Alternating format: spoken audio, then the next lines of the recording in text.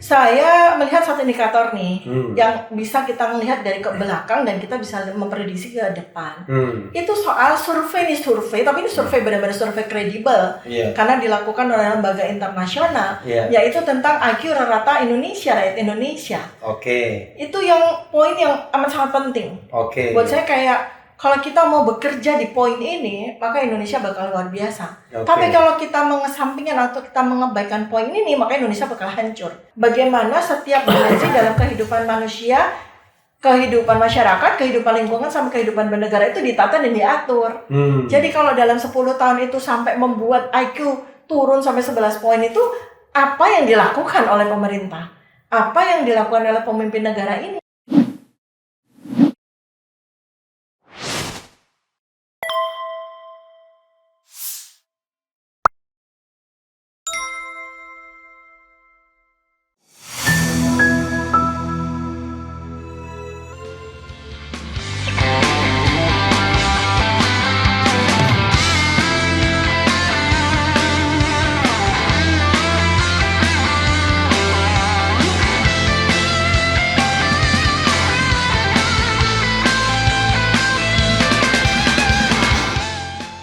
Assalamualaikum warahmatullahi wabarakatuh, Sobat RH sekalian. Jumpa lagi kita di channel yang keren ini. Keren cadar. Ya Sobat RH sekalian, kita kedatangan tamu dan saya pakai set yang baru khusus untuk dokter yang cantik ini. Dokter Tifa ya. Dr. Tifauza Tiazuma. Assalamualaikum warahmatullahi wabarakatuh, Dok. Waalaikumsalam warahmatullahi wabarakatuh. Oke. Luar biasa ya dokter mau datang karena memang luka pilpres itu tidak enak. Apalagi kalau kalah ya. Dok ya. Ini saya sengaja ngundang dokter ya.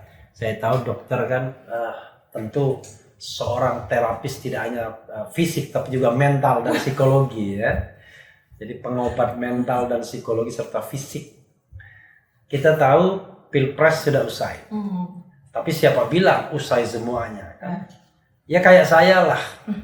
Selalu tidak rela. Bukan karena nggak mau kalah. Tapi saya yakin bahwa kecurangan itu kasat mata. Dan rasanya agama melarang mengakui pemimpin yang curang. Tapi kan masyarakat kan go ahead aja. Mau curang mau kagak, yang penting sekarang lagi rebutan kue jabatan ya. Nah, saya ingin dokter dan saya memulai perdebatan ini, perdiskusian ini out of the box ya. Saya kasih khusus untuk dokter out of the box ya. Mulai dari fenomena ini. Silakan, Dok. Iya, tadi luka gitu. Salam dulu sama saudara. Sudah. Silakan, Dok. Ya, assalamualaikum warahmatullahi wabarakatuh. Sekarang ini sudah pasca Pilpres dan KPU juga sudah menetapkan bahwa Indonesia sudah memiliki presiden terpilih dan wakil presiden terpilih. Ya. Memang presiden kalau elek ya, belum dilantik. Presiden elek ya, presiden terpilih ya. Presiden elek karena nanti Indonesia bakal punya presiden definitif itu kan baru tanggal 20 Oktober 2024 ya. Sementara orang-orang yang masih mencoba untuk melihat ada sebuah peluang dari bulan sekarang ini, sejak kemarin April sampai Oktober tuh pada bilang bahwa segala sesuatu tuh bisa terjadi gitu kan. Kan tanggal 20 Oktober itu belum happens gitu loh. Jadi tapi saya kan melakukan identifikasi karena kayak suatu kita sebut ini sebagian orang Indonesia, sebagai rakyat Indonesia tuh kan merasakan ini ada sebuah duka cita kan? Karena pemilu ini, pilpres ini adalah pilpres yang boleh dibilang tuh paling brutal. Banyak sekali terjadi kecurangan yang sangat kasat mata, bahkan sebenarnya juga diakui sendiri oleh pelakunya, dan hukum juga sudah menetapkan begitu banyak dengan data-data dan fakta-fakta yang ada, dan boleh dibilang juga fakta-fakta tersebut hampir tak terbantahkan. Tapi karena memang yang memegang kekuasaan itu sekarang ini mau melakukan apapun untuk bisa meniscayakan apa yang sudah mereka rencanakan. Ya akhirnya kita nih 278 juta rakyat Indonesia ya mau tidak mau, suka atau tidak suka ya terpaksa harus menerima keadaan ini. Jadi mau tidak mau, suka tidak suka menerima. Harus menerima ya di tataran sekarang ya pasca April 2024 kemarin gitu. Nah sebagian dari tentu saja barangkali mungkin pemilih 01 maupun 03 kan pasti akan sulit sekali untuk menerima karena sebuah proses ini adalah sebuah proses yang betul-betul sangat menghancur leburkan dari segala sisi kehidupan bernegara. Karena kehidupan bernegara itu kan fondasinya ya selain kita adalah negara yang memiliki sila pertama ketuhanan Maha Esa, di mana di situ jelas-jelas ya bahwa apapun yang kita lakukan itu harus bersandarkan pada hukum agama. Kemudian berikutnya ada hukum. Dan keduanya itu oleh perhelatan Pilpres kemarin yang sampai kemudian kepada keputusan itu kan betul-betul diinjak-injak. Sehingga yang diinjak-injak pada akhirnya adalah hak asasi kita untuk merasa mendapatkan sebuah prosesi yang amat sangat penting bagi keberlangsungan negara. Saya senang dengarnya, Dok ya. Hak asasi itu kata kuncinya. Jadi bukan karena saya pribadi misalnya tidak mau mengakui kekalahan misalnya terhadap calon yang didukung, tapi saya merasa berhak mendapatkan hak asasi yaitu pemilu yang jujur dan adil ya. Jadi demokratik, free and fair democratic election. Betul. Kan, gitu. Itu asasinya di situ ya. Asasinya di situ. Jadi sebenarnya semua orang itu akan bisa menerima kok. Pada sebuah kompetisi gitu ya. Itu kalau misalnya kita punya jagoan, kemudian secara adil jagoan kita kalah, nggak masalah buat kita. Ya, seperti pertandingan Piala Thomas dan Uber yang baru lalu kan. Seperti itu misalnya, apapun pertandingan, kita udah siap sebagai orang yang menjadi peserta karena kita mencoblos, berarti kita kan sebagai peserta pemilu kan. Bukan sekedar yang dipilih itu. Contoh gini, Dok ya. Saya potong sedikit ini, mohon maaf ya, sobat era sekalian. Dalam pertandingan Piala Thomas dan Uber, kita lihat bahwa ya kecil sekali kecurangan itu bisa dilakukan karena ada yang namanya challenge ya kan. Jadi kalau seandainya misalnya atau sepak bola yang paling gampang ada VAR ya kan. Jadi kalau misalnya gol atau tidak gol itu ada pertimbangan yang jauh lebih dalam dibandingkan subjektivitas dulu kan. Nah sehingga orang ya kalau kalah ya bisa terima. Tapi Pilpres ini kan kita menganggap kita nggak ada VAR-nya. Kita berharap VAR-nya di MK, ya kan? Tapi ternyata tidak workable, tidak berjalan secara baik. Silakan teruskan. Karena memang ini sih ya, jadi memang nggak terlalu apple to apple juga ya. Kalau kita mau mengkomparasikan antara pertandingan Pilpres kemarin itu dengan pertandingan sepak bola yang memang secara sistematis mereka tuh benar-benar dikendalikan sedemikian sehingga agak sulit untuk melakukan kecurangan.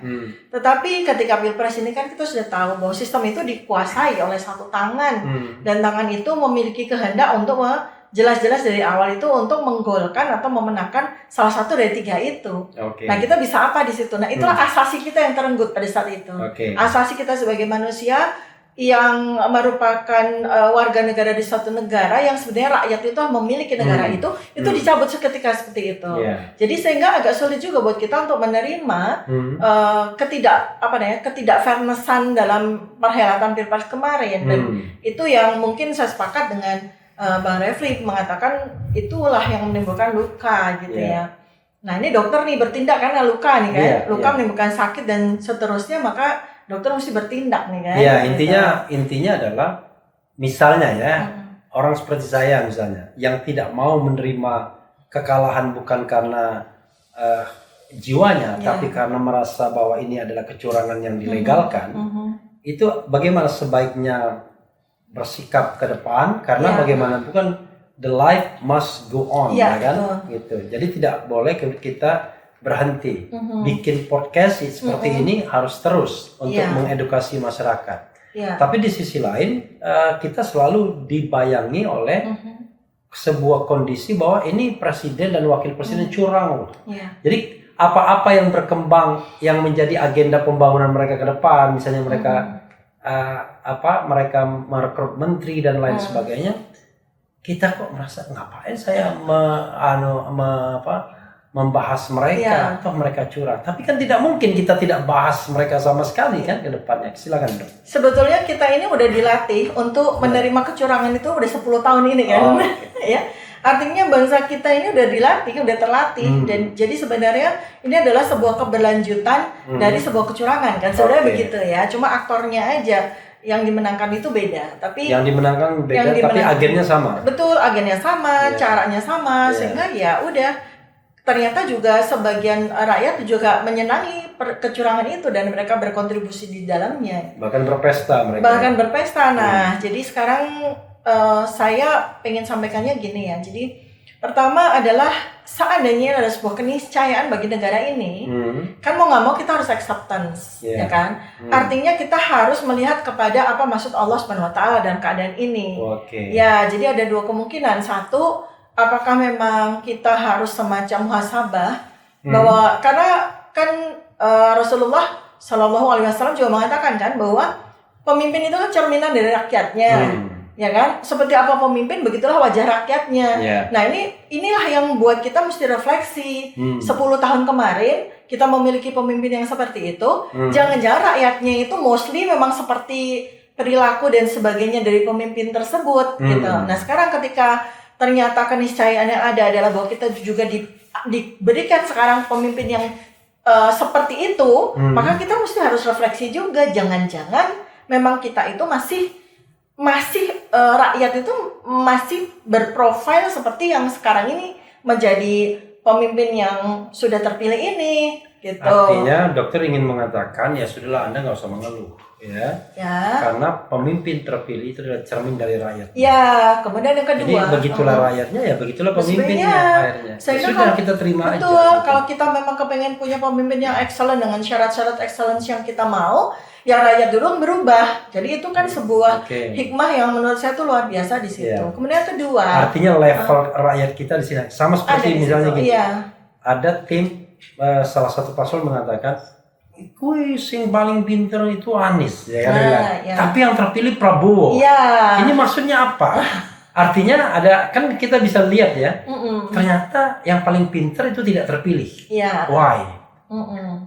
Ini kita karena level rakyatnya memang nggak mau pemimpin yang pandai, atau karena kecurangan itu demikian dahsyatnya, atau dua-duanya? Kan Rasul kan udah mengingatkan sekali lagi ya 1500 tahun yang lalu bahwa pemimpin itu adalah cerminan dari rakyatnya. Artinya kalau wajah pemimpin yang seperti itu berarti wajah rakyat juga seperti itu. Nah kita nggak mungkin akan dapetin seorang pemimpin yang pintar, yang cerdas, yang beriman dan bertakwa kalau rakyatnya juga belum seperti itu, karena pemimpin itu kan lahir dari rakyatnya. Nah yang saya mau tulisin lagi ada kedua itu, Allah juga sudah menyampaikan kan, udah memfirmankan kepada kita bahwa ini kalau kita mau coba acceptance ya, saya mau mengajak gitu. Pertama adalah tidak selalu yang buat kita itu buruk di mata Allah. Tidak selalu yang kita anggap baik itu adalah baik bagi Allah. Maka kalau sekarang ini Allah sudah menakdirkan kayak gini nih terjadi, maka apa yang kita lakukan? Ya kita melakukan refleksi. Refleksi pertama itu sejauh gini, kenapa aku dikasih pemimpin yang kayak gitu ya? Ini rakyat yang bicara gitu. Kenapa aku dikasih pemimpin? Jangan-jangan aku pun juga kayak dia. Karena ya kan, Rasul juga udah mengingatkan gitu. Jadi balik lagi nih kita bicara lagi menyitir kepada apa yang diingatkan sama Allah juga. Quran surat Ar-Ra'd ayat 11 kan. Bahwa kalau kita ingin menghendaki perubahan, maka yang bisa merubah itu ya kaum itu sendiri. Jadi apa artinya perubahan itu bisa terjadi kalau kaum itu berubah dulu gitu lah. Nah ini kita nggak bisa bilang kita mengusung perubahan, tetapi kepada kaum yang dia sendiri tuh nggak berubah. Malah sudah gitu. Lagi mana kita ngomong perubahan kalau si kaum itu sendiri masih tetap dia stay dengan kenyamanan dalam ketidaknyamanan dia dan bahkan mau ingin melanjutkan itu. Kaumnya sendiri itu mau dibujuk dengan bansos sekali dalam 5 tahun misalnya, atau masih takut kehilangan jabatan, takut diintimidasi. Tapi dok, kita juga harus fair ya. Dari pihak lain begini mengatakan, kamu ngomong begitu ya karena kamu mendukung pasangan tertentu ya, let's say 01. Padahal bagi kami everything is okay kok. 10 tahun pemerintahan Presiden Jokowi gak ada yang salah. Kamu aja yang terlalu mikirnya aneh-aneh. Buktinya approval rating terhadap pemerintahan Presiden Jokowi 70% lebih. Cuma saya mengatakan ya, walaupun saya bukan ekonom, tapi apa iya ya approval rating kemudian disandingkan dengan utang luar negeri yang gila-gilaan ya, kemudian kecenderungan kita debt trap ya kan, ada jebakan utang, kemudian independensi negara ini yang makin kelihatan sangat bergantung kepada negara lain, terutama China misalnya atau Tiongkok. Jadi kita juga bingung. Approval rating iya itu survei iya, masa kita nggak percaya, walaupun nggak percaya juga kadang-kadang. Tapi di sisi lain ada hal-hal fundamental yang akan berbahaya di masa depan. Bahkan APBN kita apa kuat menunjang keinginan untuk makan siang gratis, susu gratis itu, jangan-jangan bullshit, omong kosong. Silakan. Ini kalau kita bicara survei, sebetulnya kan keadaannya, jadi kalau kita kan harus empirical ya lihatnya. Kita udah lama sekali itu harusnya kita udah realize, udah sadar bahwa kita itu udah nggak usah harus melihat survei itu sebagai sesuatu yang bahkan pantas untuk didiskusikan gitu. Ya, karena kita udah tahu survei itu bayaran, kita udah lama tahu itu adalah sebuah industri. Nah, jadi udahlah kita. Kalau mau kita melihat misalnya keberhasilan pemerintahan Presiden Jokowi ya jangan dilihat dari survei atau jangan dilihat dari tidaknya rakyat, karena mereka bisa dimobilisasi. Betul. Jadi tapi lihatlah dari indikator objektif dari seorang expert misalnya. Nah, saya melihat satu indikator nih yang bisa kita melihat dari ke belakang dan kita bisa memprediksi ke depan. Itu soal survei tapi ini survei benar-benar survei kredibel karena dilakukan oleh lembaga internasional, yaitu tentang IQ rata Indonesia, rakyat Indonesia. Itu yang poin yang amat sangat penting. Buat saya kayak kalau kita mau bekerja di poin ini, maka Indonesia bakal luar biasa. Tapi kalau kita mengesampingkan atau kita mengabaikan poin ini, maka Indonesia bakal hancur. Walaupun pemimpinnya katanya hebat macam Asia dan lain sebagainya, lama-lama bullshit semua. Gak usah nunggu sampai 2030, mungkin beberapa tahun lagi Indonesia bakal keluar. Jadi poin itu adalah soal IQ. Kenapa IQ maksud kita dong? Jadi IQ itu diukur dari 199 negara oleh sebuah lembaga internasional yang sangat kredibel. 159 negara. 199 negara. 200 negara lah ya. 200 negara. Survei itu setiap tahun itu menyampaikan tentang IQ rata dari 200 negara tersebut. 2014 IQ Indonesia, IQ rata-rata rakyat Indonesia itu masih 89. Artinya 89 itu kita pakai standar IQ-nya berapa? IQ Stanford Binet ya biasa kan, yang sekitar namanya orang rata-rata orang itu kecerdasan rata-rata itu antara 100 sampai 110. Itu kecerdasan rata-rata. Nah ini seperti IQ, gula itu ya. Iya benar. Gula yang normal tuh segitu, kalau saya tinggi deh. IQ rata kan diambil dari yang paling rendah sampai yang paling tinggi. Nah secara statistik kemudian dapatlah angka 89. Means kalau kita mau coba compare dengan 200 negara itu kita di urutan 44. Agak lumayan kan ya, dari 200 negara di 2014 kan, kurang lebih tepat ketika presiden yang ini bakal diganti ini menduduki jabatannya ya. Nah di 2024 10 tahun kemudian survei yang sama itu memperlihatkan bahwa IQ rata orang Indonesia tuh tinggal 78 rata, 78. Dari 98. Dari 89. Oh, dari 89. Berarti yang turun 11 poin kan? 11 poin. 11 poin turun dan kita menjadi negara nomor 144 dari 126 dari 200 negara. Bayangin. Dan di atas kita tuh ada negara Timor Leste coba. Timor Leste itu lebih keren. Iya, di atas yang nomor 125 tuh Timor Leste, di bawah. Ini datanya bisa dilihat nanti Dok ya? Silakan cek, gampang sekali di googling ya, karena itu kan sudah dikeluarkan secara resmi setiap tahun.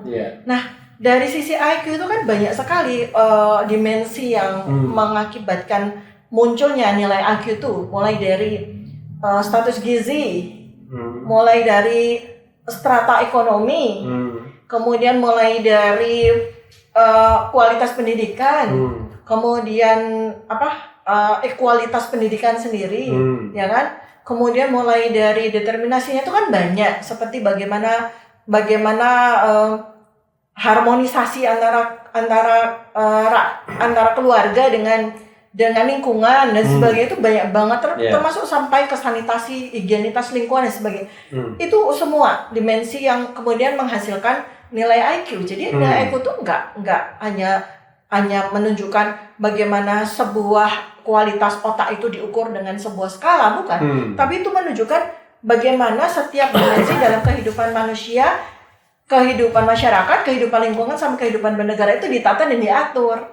Jadi kalau dalam 10 tahun itu sampai membuat IQ turun sampai 11 poin itu, apa yang dilakukan oleh pemerintah? Apa yang dilakukan oleh pemimpin negara ini dalam mengurus rakyat? IQ itu korelasinya apa? Gizi ya? Itu tadi, dimensinya banyak sekali tadi. Status gizi, status sosial ekonomi, status ekonomi, stabilitas politik, lingkungan, pendidikan, secara equality pendidikan. Artinya environment atau circumstance yang terbentuk itu tidak mendukung untuk menaikkan nilai IQ kita. Jadi nggak semata-mata status gizi lalu kemudian bakal diantisipasi dengan makan gratis, enggak begitu. Karena IQ itu terbentuk oleh sebuah kondisi multidimensional gitu loh. Manusia itu kan multidimensional sekali. Manusia apalagi itu kan sekarang manusia nggak bisa diajak debat ya kan? Iya ya, karena itu tadi toh. Cuman A dan B aja pilihannya. Dia nggak ada bahwa di antara A dan B itu banyak variasinya. Kalau IQ 78 rata-rata, itu berarti banyak orang Indonesia yang akhirnya mohon maaf nih setara monyet, setara simpanse. Simpanse berapa? Yang kira-kira sekitar 45 sampai 55. Karena menghasilkan min yang 78 kan. Iya. Dia ada yang jenius, ada yang super, ada yang brilian dan sebagainya, tapi ada yang setara simpanse dan mungkin itu jumlahnya banyak karena 278 juta.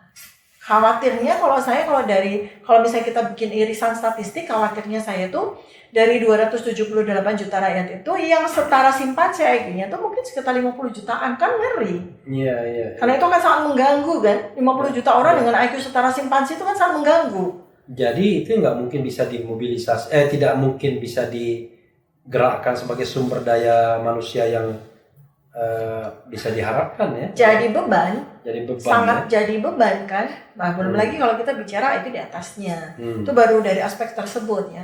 Tapi di sisi lain kalau kita fokus di situ, kita benar-benar sangat fokus di situ, maka dalam 10 tahun Indonesia bakal bisa terselamatkan. Tapi kalau kita abai di situ, berarti ya dari sini saja kita sudah bisa prediksi. Jadi dari 89 ke 78 itu luar biasa ya penurunannya. Nah kalau kemudian mereka yang membuat pemerintah ini yang membuat IQ itu menjadi turun sampai 11 poin dan dia mengatakan dia memilih keberlanjutan, bahkan didukung oleh sekian puluh juta rakyat sendiri yang menginginkan keberlanjutan, berarti keberlanjutan untuk turun kan IQ-nya. Iya. Berarti 10 tahun lagi IQ rata orang Indonesia tuh berarti kan sekitar 67-an gitu kan. Bayangkan, berarti itu sebagian besar IQ setara simpanse tuh. 10 tahun dari sekarang. Nah, kadang-kadang kan aspek-aspek yang sifatnya measurable ya, kuantitatif, kualitatif ini kadang-kadang memang sukar diakui ya oleh pemerintahan yang sekarang berjalan. Kalau ditanyakan ke Luhut, ditanyakan ke Jokowi, ditanyakan kepada Menteri Pembangunan Manusia gitu, Menko, pasti mereka menolak kan? Karena menurut saya karena mereka mengukur Indonesia dari mereka sendiri. Iya, kan artinya kan cocok kan bahwa rakyat itu pemimpin itu kan cerminan dari rakyatnya. Berarti kalau rakyatnya ratanya IQ-nya segitu, ya berarti pemimpin yang dipilih juga segitu. Ya, tetapi barangkali mereka menganggap pada diri mereka contoh keberhasilan. Iya, karena mereka kan berpikir berhasil itu kan kalau hartanya banyak. Ya, biasanya. Punya jabatan dan sebagainya. Kemudian ada gelar-gelar, ada pengakuan-pengakuan lokal maupun internasional. Ya, tetapi berapa orang yang bisa dapatkan kemewahan itu? Ya? Itu pun belum tentu juga hasil yang sesuatu yang genuine. Jangan mobilisasi juga kan. Itu. Bahkan mereka sendiri juga bilang bukan soal gelar. Pokoknya intinya tuh buat mereka adalah siapa yang punya harta dan siapa yang punya jabatan itu orang yang sukses, orang yang dia. Itu kan sangat sederhana sekali gitu, menyederhanakan sebuah parameter dari sebuah keberhasilan kan. Jadi what to do gitu. Sebenarnya tadi ada yang belum dijawab oleh dokter ya tadi. apa yang harus kita lakukan ya ketika kita menghadapi sebuah dilema tadi? Sebenarnya dua besarnya ya. Satu, dilema ketika kita merasa bahwa kita tidak menerima karena asasi kita dikoyak-koyak dengan hasil yang curang ini. Yang kedua, fakta 10 tahun terakhir ini ternyata IQ kita rendah, berkurang, dan ini menurut saya ya menjadi ancaman luar biasa bagi bangsa ini. Jangan lihat Menteng atau Pondok Indah atau elit Jakarta sekitarnya, tapi coba lo lihat dari Sabang sampai Merauke ini. Jangan lihat approval ratingnya yang bisa direkayasa, tapi lihatlah kondisi yang nyata di masyarakat. Gitu. Jadi apa orang seperti saya ini, yang mungkin juga banyak terjadi, apa yang harus dilakukan? Ya sudah, terima aja. Kita berpartisipasi untuk pembangunan, meningkatkan ini, walaupun kita sebel dengan pemimpin yang terpilih. Kan saya udah, seperti saya misalnya mengatakan, saya tidak akan mau jabatan apapun di pemerintahan ini, karena saya tidak menerima kecurangan. Tapi di sisi lain, walaupun Anda tidak menjabat, kan Anda harus menjadi bagian yang produktif sebagai bangsa, kan? Betul. Itu satu. Lalu yang tadi IQ tadi, ya tugas pemerintah seperti apa ke depannya? Satu dulu. Pertama ini kita mesti melakukan identifikasi dulu. Jadi kita mapping dulu keadaan sekarang pasca Pilpres ya. Nah, saya sampaikan berdasarkan mapping saya, berarti Indonesia ini sekarang terbelah nih menjadi dua dengan demarkasi yang amat sangat jelas ya. Bahkan seperti sebuah retakan gitu ya. Ada satu faksi di sini dan ada satu faksi di sini, dan ini semua berangkat ke depan. Apa yang saya sebut sebagai faksi? Jadi sekarang ini ada dua faksi. Faksi penguasa, beserta semua kroninya, beserta semua penjilat-penjilatnya, beserta semua pengusaha, semua oligark, semua apapun yang mendukung kepada mereka, itu satu faksi yang penguasa dan kawan-kawan yang kroninya. Kemudian di sisi yang kedua nih, faksi rakyat. Udah ini terbelah. Artinya apa? Penguasa ini nggak lihat rakyat. Nggak lihat mereka sudah bersama dengan faksinya mereka, bersama dengan kelompoknya mereka sendiri. Yang kita sudah lihat apa yang mereka lakukan selama 10 tahun ini, dan ini akan mereka lanjutkan. Jadi apa? Retakan itu, jurang itu akan semakin melebar, sehingga rakyat itu ditinggalkan dalam sebuah arena tersendiri di situ. Nah, dari situ maka kita mesti melihat bahwa ya sudah, kita nggak usah lihat. Kita nggak usah lihat mereka. Kita sebagai orang-orang ya, di dalam rakyat itu sendiri kan terbagi menjadi dua lagi kan. Tapi ini nggak ada retakan. Ini bersatu. Di dalam sebuah kancah arena begini kita bersatu. Antara kelompok orang yang cerdas dan kelompok orang yang harus ditolong oleh orang yang cerdas. Ya. Kan di antara IQ 78 itu kan ada orang yang cerdas dan ada orang yang kita harus tolong, gitu kan. Nah, jadi buat saya adalah orang-orang yang cerdas ini jangan sibuk, jangan berhenti merutuki nasib bangsa ini. Apalagi kemudian jadi apatis. Merutuk itu menggerutui, sumpah seratahi dan sebagainya. Karena itu nggak produktif sama sekali. Sekarang ini yang saya bilang kita mesti move on. Kita lihat nasib bangsa ini. Kita jangan nggak usah lihat penguasa dan sebagainya, karena kita tahu. Jadi kita bekerjalah apa yang mampu kita kerjakan, even itu di level society ya. Iya, katakan aja sudah, kita sekarang mengurus diri kita, mengurus semua rakyat ini buat saya gitu. Mengurus diri kita dan sekaligus masyarakat. Iya, jadi kita seakan-akan sekarang ini diingatkan kembali bahwa tugas manusia ketika diciptakan di muka bumi ini apa sih? Kita sebagai khalifatul fil ard kan. Artinya tugasnya itu apa? Tugas kita adalah mengurus bumi beserta segenap isinya. Artinya tugas kita itu adalah mengurus sesama manusia di dalam tugas tersebut. Jadi kita saling mengurus sesama manusia. Nah, kalau semua orang itu saling mengurus sesama, maka kita kan saling mengurus kan. Dan kita tidak terlalu peduli penguasa mau zalim mau apa gitu. Atau dia mau menikmati kekuasaannya. Tapi bagaimanapun mereka punya kekuasaan dan punya APBN. Kalau kita nggak peduli mereka, gimana nanti? Ya, sekarang kita mesti lihat ya petanya. Petanya mereka udah menggondol APBN. Mereka sudah menggondol sumber daya alam dengan bentuk penjarahan terhadap tambang-tambang dan sebagainya yang semakin diberikan keleluasaan, semakin diberikan privilege, bahkan tanah-tanah juga mau dijual, bahkan konsesi HGU dan hak guna tanah dan sebagainya, bahkan malah dikasih privilege dalam bentuk bebas pajak selama 180 tahun. Ya. Artinya benar-benar tanah kita ini itu sudah dikuasai mudah-mudahan sama betul ya mereka 180 tahun ya. Ya. Ingat saya gitu. Iya. Ya. Pajak dibebaskan dan sebagainya kan gitu. Berarti kan mereka itu sudah menguasai semuanya dan mereka tidak berminat untuk melakukan apapun terhadap rakyat. Nah, ini yang saya bilang bahwa sekarang kita mesti melakukan identifikasi terhadap skala prioritas apa yang mesti dilakukan gitu. Saya lebih baik mengajak semuanya untuk ayo kita sekarang memikirkan rakyat 278 juta rakyat ini.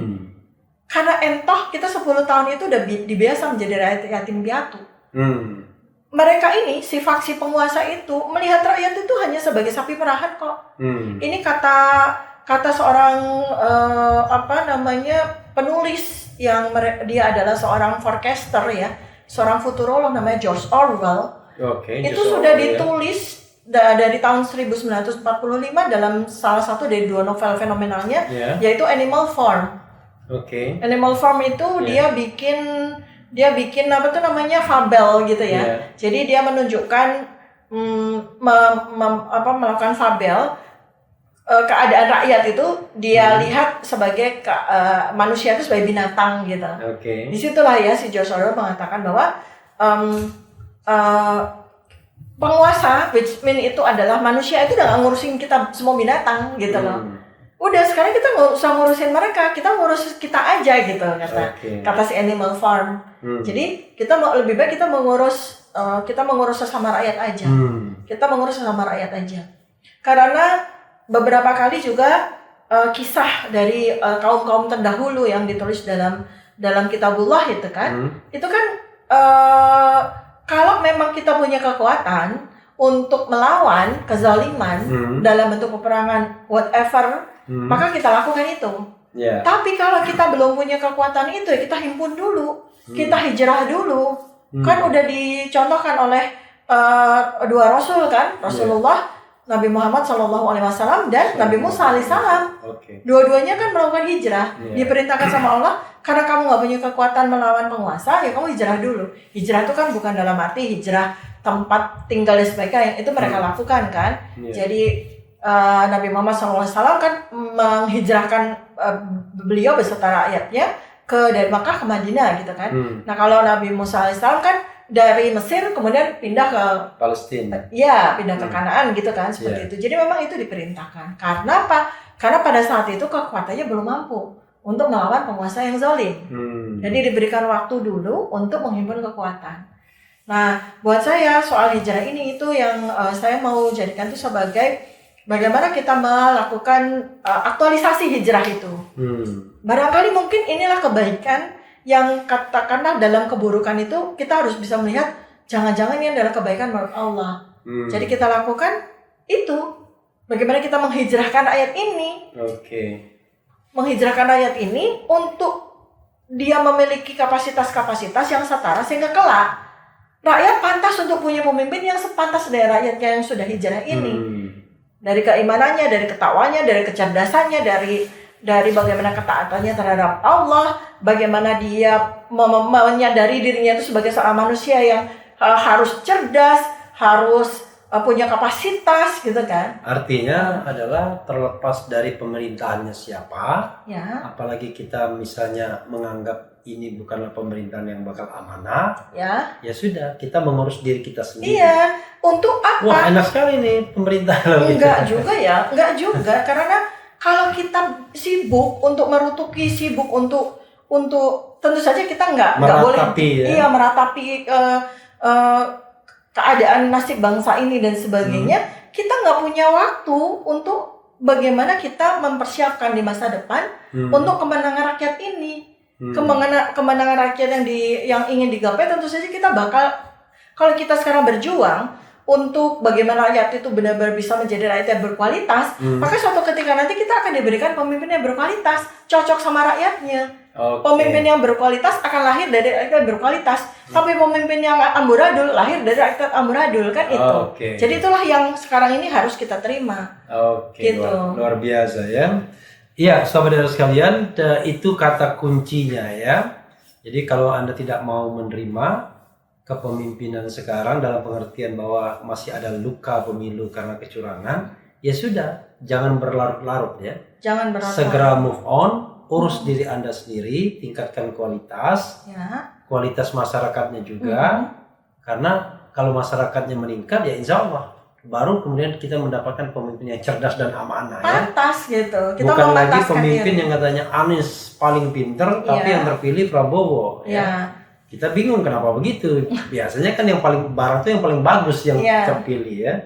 Oke, Dok, karena ini edisi perdana ya, coba mungkin dokter kasih closing statement kepada sobat RH sekalian.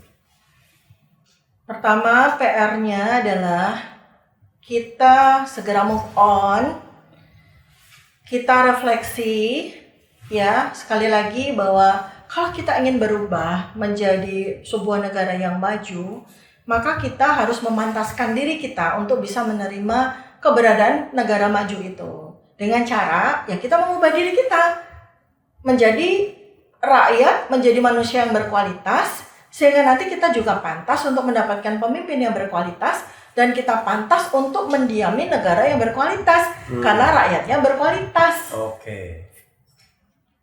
Sudah. PR-nya itu. Dan advice saya ya. Jadi yang selama ini juga saya lakukan kepada diri saya. Kalau kita menghadapi sebuah bencana, kita menghadapi sebuah kesedihan, kita memiliki dilukai oleh sebuah keadaan, kita itu dalam satu hari itu punya 24 jam. 24 jam itu setiap jam itu 60 menit. Artinya kita punya 1440 menit. Ya. Nah, kasih 10 menit untuk berduka. Kasih 10 menit untuk meratap. Tapi kita jangan kehilangan 1430 menit kita untuk move on. Oke. Itu. Jadi kalau mau meratap, bersedih 10 menit 10 doang menit aja ya? Waktunya. Oke. Jangan kebanyakan. Tapi kalau lari dari kenyataan dengan banyak tidur? Nah itu kan berarti kan kita menyia-nyiakan waktu 1430. Oke. Itu Dok yang banyak tidur, Dok ya. Ya, saudara sekalian, itu ya dengan Dr. Tiva. Memang sengaja kita mencari sesuatu yang membuat kita relief ya, membuat kita lebih merasa sehat secara mental. Kita boleh tidak menerima hasil kemarin, tapi jangan berlarut-larut. Segera move on. Tapi bukan move on cara yang sering dituduhkan kita. Move on lah, mengakui, bukan begitu. Move on itu adalah, ya sudah biarkan mereka memerintah. Kita bekerja di society sebaik-baiknya. Dengan harapan nanti kita akan menjadi masyarakat yang pantas mendapatkan pemimpin cerdas, terbaik. Amin. Sekarang barangkali sebagai society kita belum pantas mendapatkan pemimpin yang cerdas dan amanah. Menarik, Dok ya. Ya, saudara sekalian, itu saja ya. Out of the box bersama Dr. Tiva hari ini ya, bicara tentang move on dari luka Pilpres. Mudah-mudahan nanti kita akan bertemu dengan edisi-edisi selanjutnya. Assalamualaikum warahmatullahi wabarakatuh. Waalaikumsalam Keren, warahmatullahi wabarakatuh. Dia.